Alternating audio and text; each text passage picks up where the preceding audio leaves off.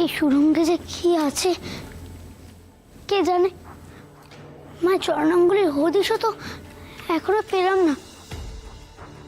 ওই হিয়ালির মানেটাও তো পুরোটা এখনো পরিষ্কার নয়। মায়ের চরণাঙ্গুলি শেষমেশ আমি উদ্ধার করতে পারবো তো?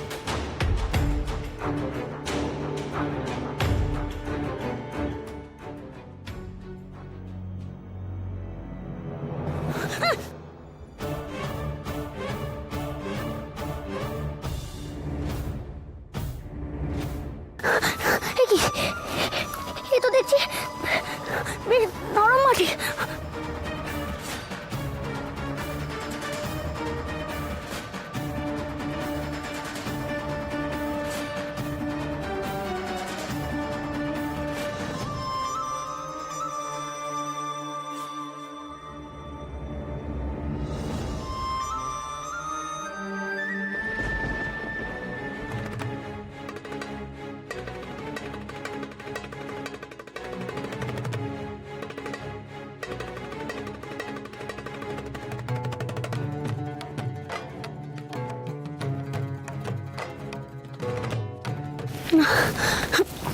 থেমে গেলে হবে না, আমাকে এই বুনো ঝোপটা সরিয়ে এগিয়ে যেতে হবে।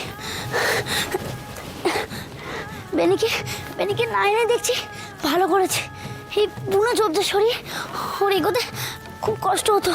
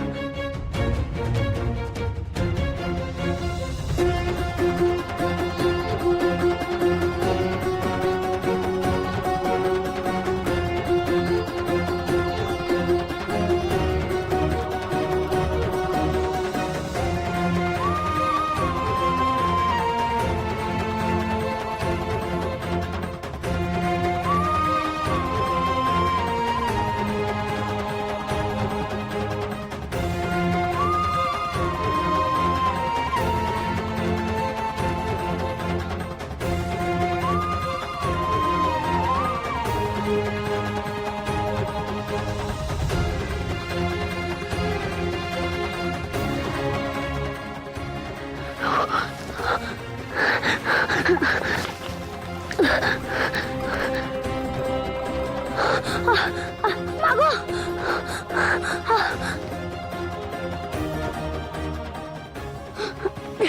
এই তো দেখছি যত জানার চেষ্টা করছি ততই আটকে পড়ছি। এখন যে কি করি? এখানে যদি এমন ভাবে আমি আটকে থাকি কেউ তো জানতেও পারবে না।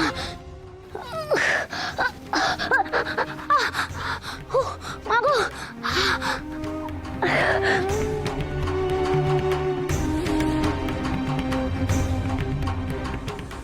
মাগো,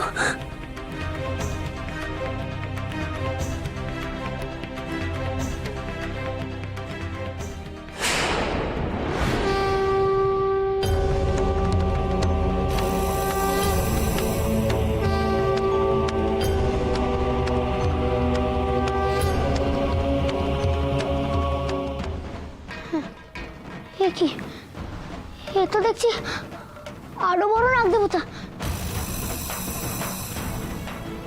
এর মাথাতেও তো মণি আছে। নিশ্চয়ই এর মাথা থেকে আমাকে মণিটা নিতে হবে। এটাই মায়ের ইচ্ছে। লোকনাথ,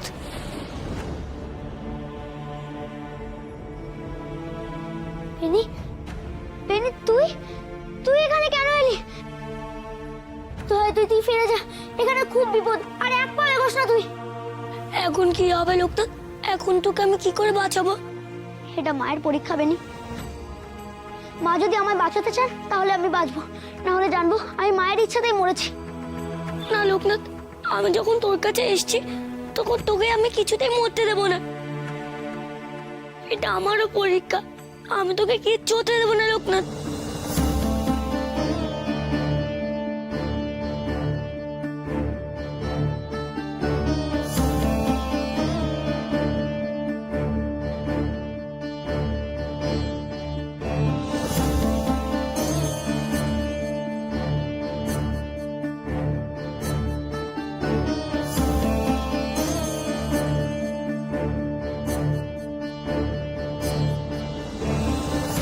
আমি যে কিছুতেই এই লতা পাতা সরাতে পারছি না ভাই।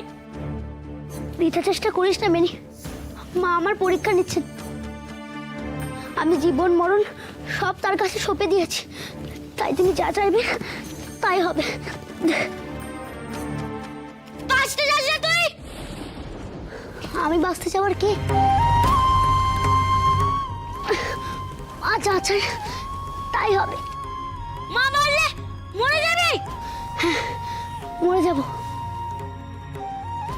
মাই তো দেওয়া জীবন, মাই তো মৃত্যু, মাই তো সৃষ্টি, মাই তো বিনাশ।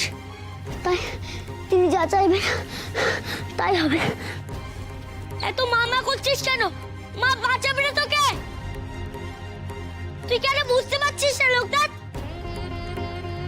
তোকে নিজেকেই নিজে বাঁচাতে হবে। তুই মায়ের কোলে নিজেকে না সঁপতে পারলে চলে যাবে, নিজের জীবন বাঁচা। আমি যখন একবার মায়ের কাছে আমার জীবন উৎসর্গ করেছি, তাই তাই তখন মা যা চাইবে তাই তাই হবে। মরে গেলেও তুই মামা করবি? এমন বেঁচে থাকার আমার কোনো দরকার নেই বেনি, যার জন্য মাকে ছাড়তে হয়। এই লতার বাঁধনে যে তোমার কোল, মা যা হবে তোমার এই কোলেই হোক। তোমার কোলে তোমার ছেলে রইল গো মা, তাকে নিয়ে তুমি যা ইচ্ছে করো মা, ইচ্ছাময়ী।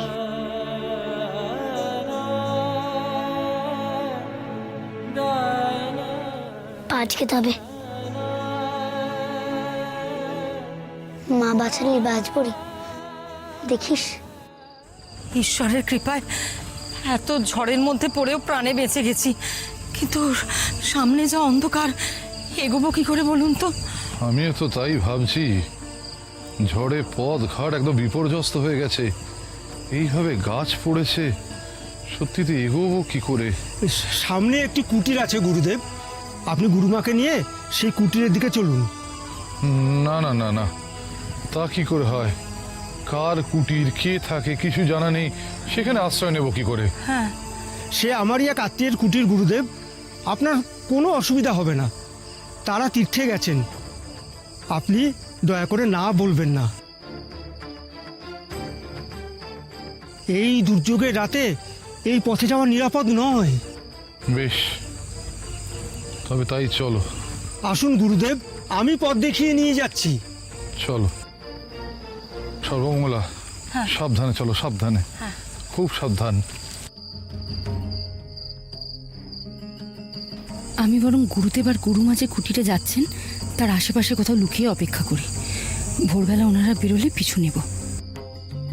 লোকনাথের কাছে না পৌঁছানো অবধি ওনাদের চোখের আড়াল হতে দেওয়া যাবে না, কিছুতেই না।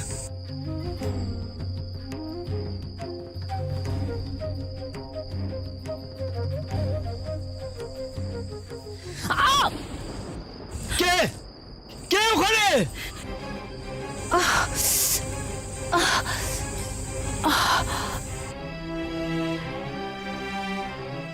আপনি শুনলেন কেউ একজন আত্মরাত করলো না ওদিক থেকে? আমার মশাটা দাও। হ্যাঁ, চলো তো।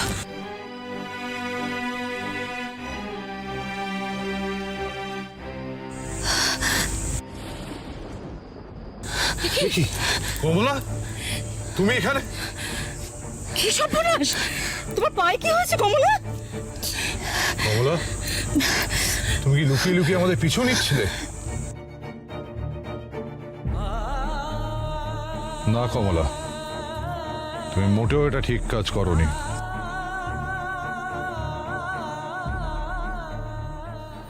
মা বাঁচালে আমি ঠিক বাঁচবো বেনি, তুই দেখিস।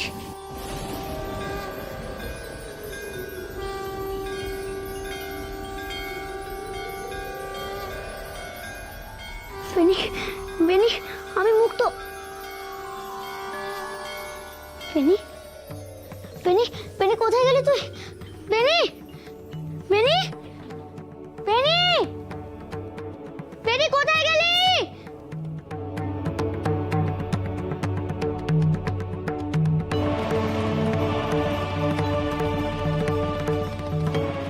এই তো এখানেই ছিল, কোথায় গেল? ওকে তবে চলে গেল নাকি?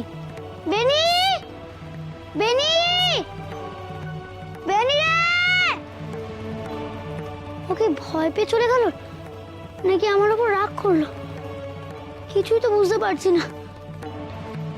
আমার মনে হয় বাবা ভোলানাথের কাছেই গেছে। যাকগে, আমি গিয়ে ওকে বোঝাবো। মা, তুমি আমার প্রণাম নিও। তুমি আমায় এই লতা পাতার বাঁধন থেকে মুক্ত করলে।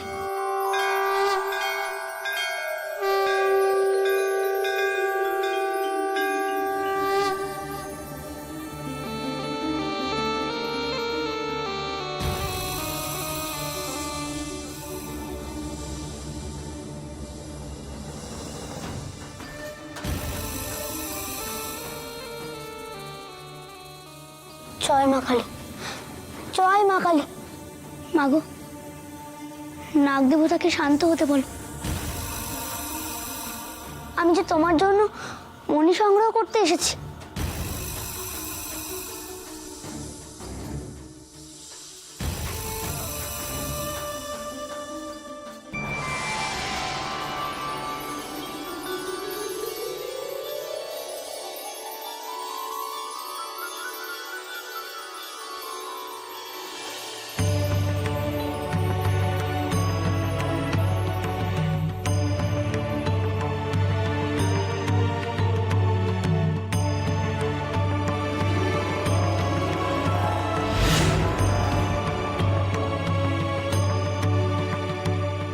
এমনটাই হবে আমি জানতাম। আমার দ্বিতীয় কাজ সম্পূর্ণ হলো। যাই, এটাকে বাবা ভোলানাথের কাছে রেখে আসি।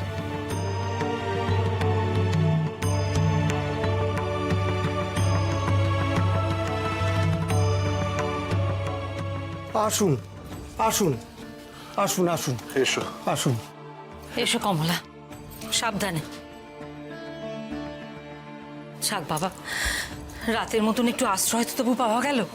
বসো বসো, এখানটা সাবধানে বসো দেখি। আশা করি আপনাদের এখানে কোনো অসুবিধা হবে না গুরুদেব। তুমি আমাদের জন্য যা করলে আমরা চিরকৃতজ্ঞ থাকবো। কি যে বলেন, এ তো আমার কর্তব্য।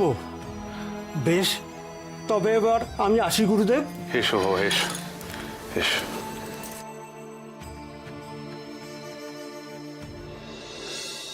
তবে কাল সকালে তোমাকে ফিরে যেতে হবে কমলা।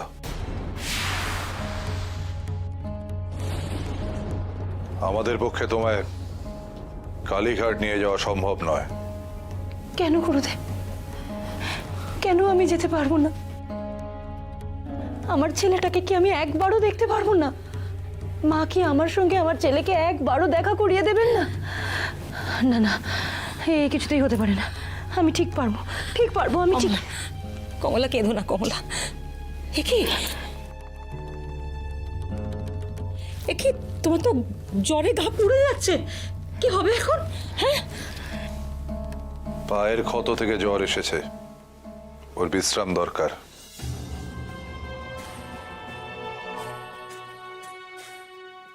না না, কিচ্ছু হয়নি আমার গুরুদেব, ও সব ঠিক হয়ে যাবে, কিচ্ছু হবে না। আমি ঠিক যেতে পারবো, ঠিক যেতে পারবো কালীঘাটে। তুমি অসুস্থ কমলা, তোমার উচিত গায়ে ফিরে যাওয়া। কিন্তু এই জ্বর গায়ে পায়ে এরকম চোট নিয়ে ওর পক্ষে তো একা একা গ্রামে ফেরা অসম্ভব। দেখুন, ও যতদিন সুস্থ না হয় ততদিন কিন্তু আমাদের এই স্থানেই থাকতে হবে, এই স্থান ছাড়লে হবে না। কিন্তু সর্বমঙ্গলা, আমাকে যে কালীঘাটে মায়ের মন্দিরে যেতেই হবে, আর একদিনও সময় নষ্ট করার কোনো উপায় নেই আমার। এসব আপনি কি বলছেন গুরুদেব? আমার লোকনাথকে আমি একটি বারের জন্য চোখের দেখা দেখতে পারবো না? না না, আপনি চিন্তা করবেন না, কিচ্ছু হবে না আমার। আমি ঠিক যেতে পারবো, ঠিক আছে। কমলা, কমলা, কি করছো? তোর মাথা ঘুরে গেছে, জ্বর এত গায়ে এরকম এরকম করলে হয় কমলা? দেখো এই শরীরের অবস্থায় তুমি কালীঘাট তো দূরের কথা, তুমি তো একলা একলা বাড়িও ফিরতে পারবে না, তাই না? এই যাত্রায় কমলাকে নিয়ে তোমার গায়ে ফিরে যাওয়া উচিত সর্বমঙ্গলা। তীর্থ ধর্ম পালনের আগে হলো সেবা ধর্ম। কমলা বাড়িতে কিছু না জানিয়ে এতটা পথ চলে এসেছে, সেখানে হয়তো সকলে চিন্তা করছে। তুমি ওর সঙ্গে দুদিন এখানে থেকে ওকে খানিক সুস্থ করে গায়ে ফিরে যাও। আর আপনি? আমাকে আজ এখনই কালীঘাটের মন্দিরের উদ্দেশ্যে রওনা হয়ে যেতে হবে। কিন্তু এই ঝড়ের রাতে? দুর্যোগ কেটে গেছে। আমি তোমার কথায় এখানে আশ্রয় নিয়েছিলাম। এখন তুমি আর কমল এখানে আছো, তোমার ভরসায় কমলাকে রেখে আমি কালীঘাটের দিকে যেতে পারি। ঠিক আছে, আপনার যদি যাওয়াটা জরুরি হয় তাহলে আমি আর আপনাকে বাধা দেব না। তার মানে আমার সাথে আমার লোকনাথের আর দেখা হবে না?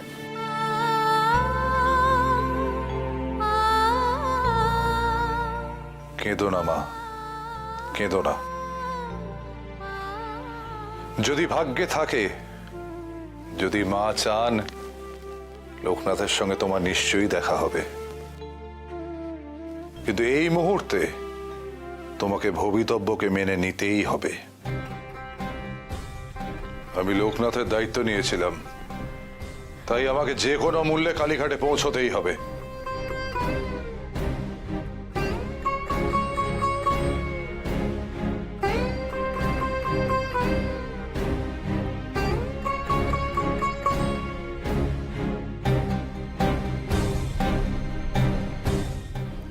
সাবধানে যাবেন।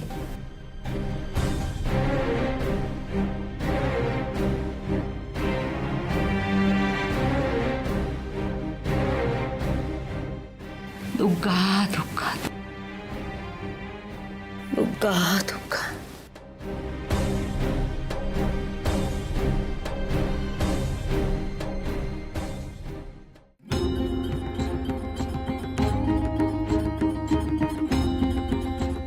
তুই ফিরে এসেছিস লোকনাথ?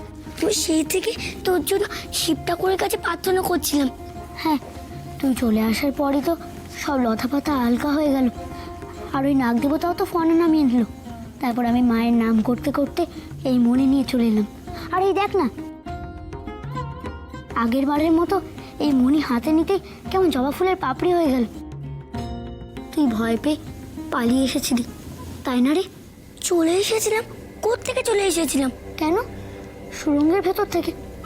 আমি তোকে কত ডাকলাম, তাও তো সাড়া পেলাম না। তাই আমি ভেবেছিলাম তুই বাবা ভোলানাথের কাছে আবার ফিরে এসেছিস। এইসব তুই কি বলছিস লোকনাথ? আমি কখন সুরঙ্গে গেলাম? বারে, তুই যখন সুড়ঙ্গের ভেতরে গেলি আমি তো সব লতা পাতায় জড়িয়ে ছটপট করছিলাম। তখন তোকেই তো আমি বললাম মা আমায় ঠিক রক্ষা করবে, দেখিস। আর তাই তো হলো, মা আমার সব বাঁধন সরিয়ে দিল। আমি তো তুই চলে যাওয়ার পর থেকে এখানে দাঁড়িয়ে আছি, এক পাও নড়িনি।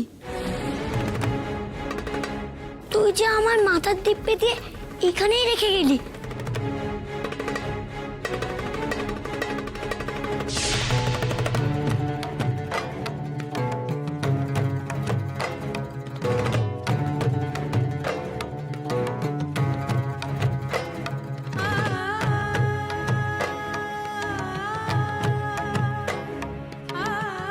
আমি যে কিছুতেই এই লতা পাতা সরাতে পারছি না ভাই। তুই যাসনি? তাহলে আমি যে বেনিকে দেখলাম সে কি?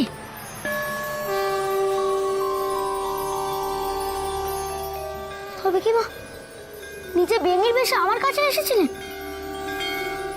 আমি মায়ের আদেশ পালন করার জন্য মরতে পারি কিনা সেটা সেটা পরীক্ষা করছিলেন মা। মা, মা তুমি আমায় পরীক্ষা করছিলে?